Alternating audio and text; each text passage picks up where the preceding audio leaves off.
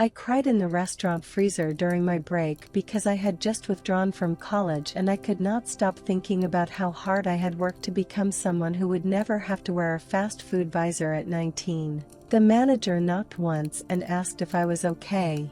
I said yes, even though my face was wet and my hands were shaking from hunger because I had skipped dinner the night before to make groceries last longer.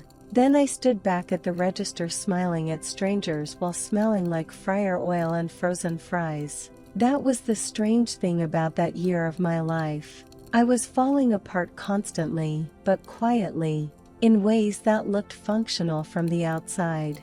I still showed up, still clocked in, still said have a nice day. People think collapse looks dramatic. Sometimes it just looks like a girl reheating coffee 3 times because she keeps forgetting to drink it. When I started university, I really believed my life was finally beginning.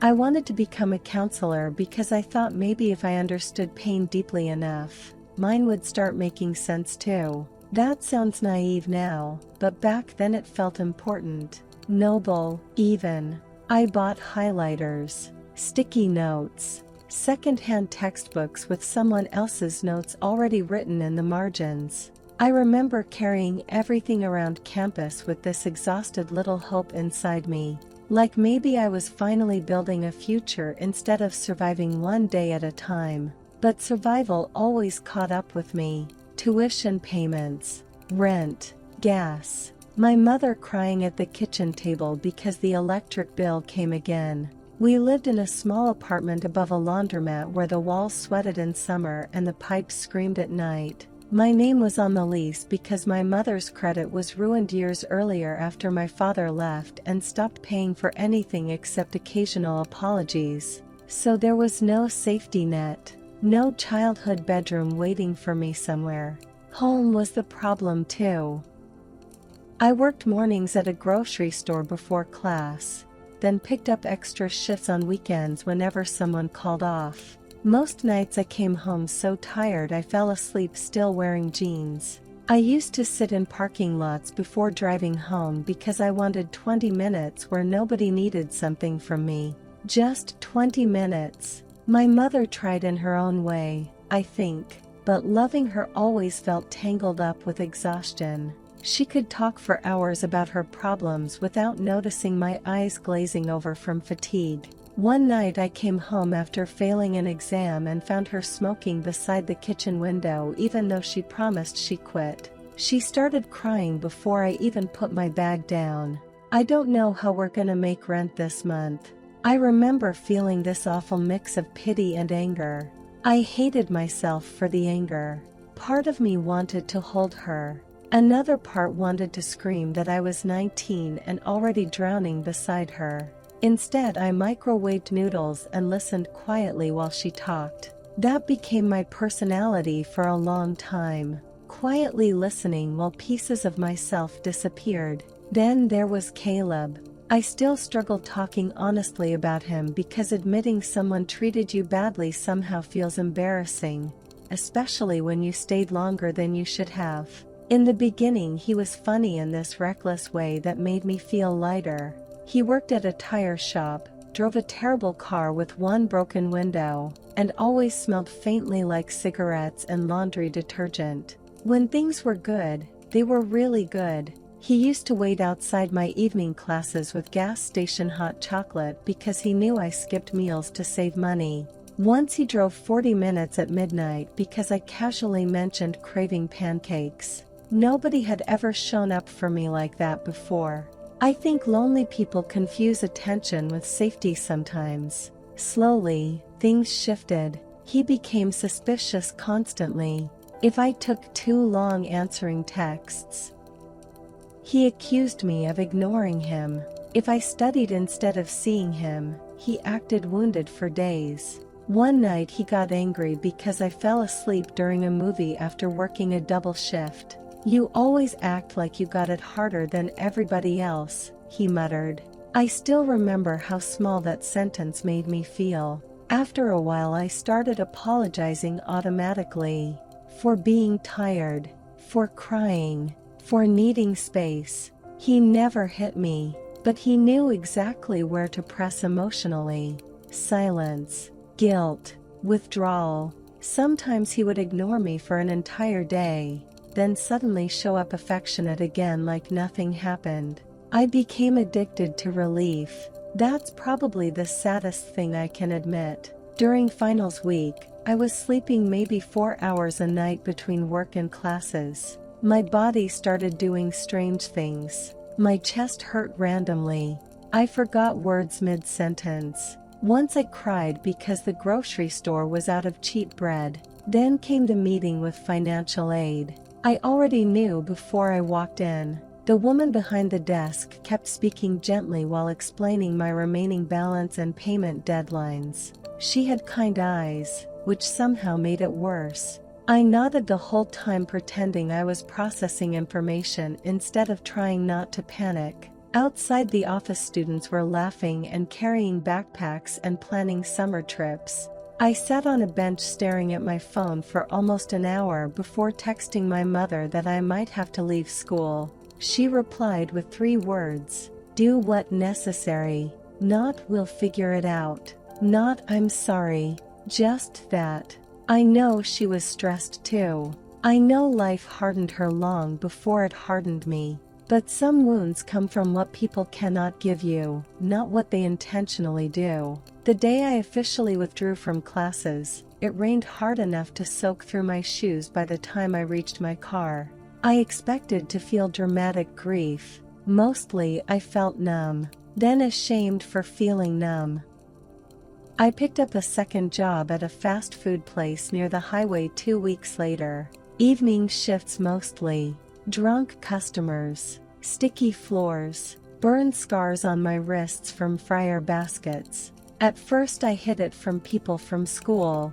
I don't know why exactly. Pride maybe. Or fear that once people saw me there, they would understand I had failed at becoming the version of myself I promised I'd be. One night a girl from my psychology class came through the drive-thru. She recognized me immediately. Oh my God, hey! I wanted to disappear. Instead, I handed her ketchup packets while pretending this was temporary and intentional and not quietly breaking my heart. Afterward, I sat on overturned milk crates behind the building during break eating cold fries from a paper tray. The manager, Luis, came outside smoking a cigarette. "You're too smart for this place," he said casually.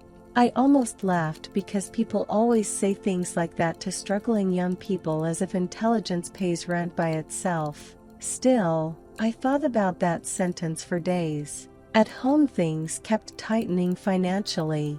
Our electricity got shut off briefly one afternoon. I remember my mother pretending she forgot to pay the bill even though we both knew there just wasn't enough money.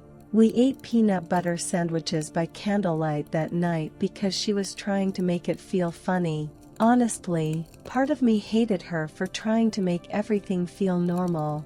The other part loved her for the exact same reason. That contradiction exhausted me. Around then, my therapist told me our sessions would end once the semester officially closed. I nodded calmly in her office while twisting tissues apart in my lap. She had this tiny office with yellow lamps and tea bags in a ceramic bowl. Sometimes it was the only quiet room I entered all week. On my last session, she asked what I was most afraid of. I surprised myself by answering immediately that this is just my life now. Not poverty exactly. Not hard work. Just constant heaviness. Constant survival.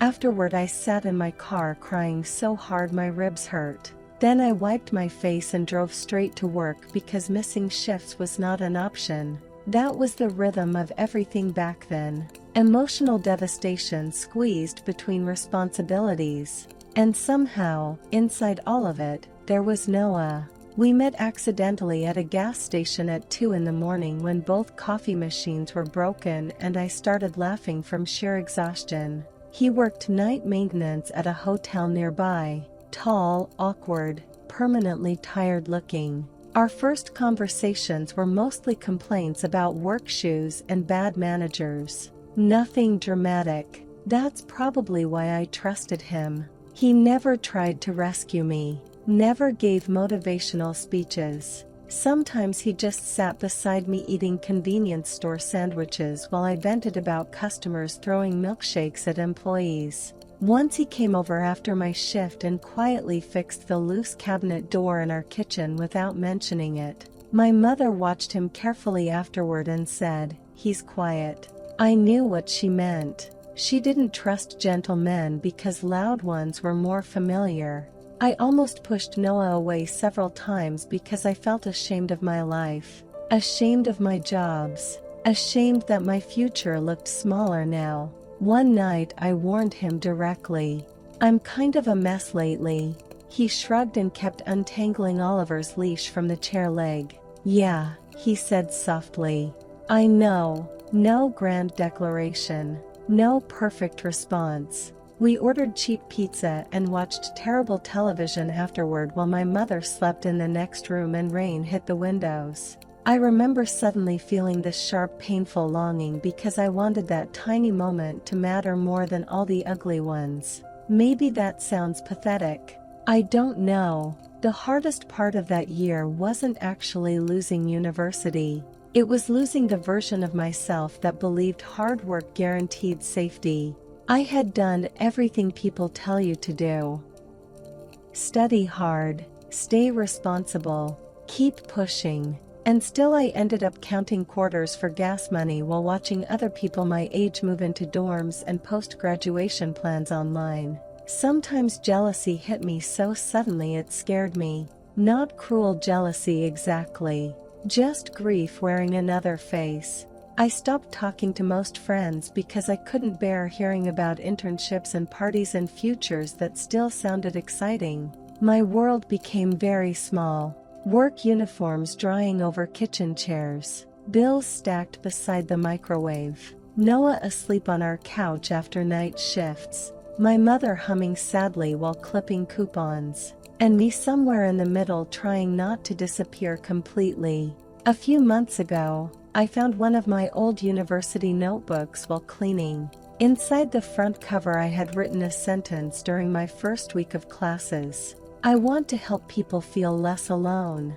I sat on the floor holding that notebook for a long time. Then, unexpectedly, I started crying. Not because I failed, because some part of that girl was still alive inside me despite everything. Still tired, still scared, still carrying groceries up broken apartment stairs, but alive. And honestly, right now, I think that has to be enough.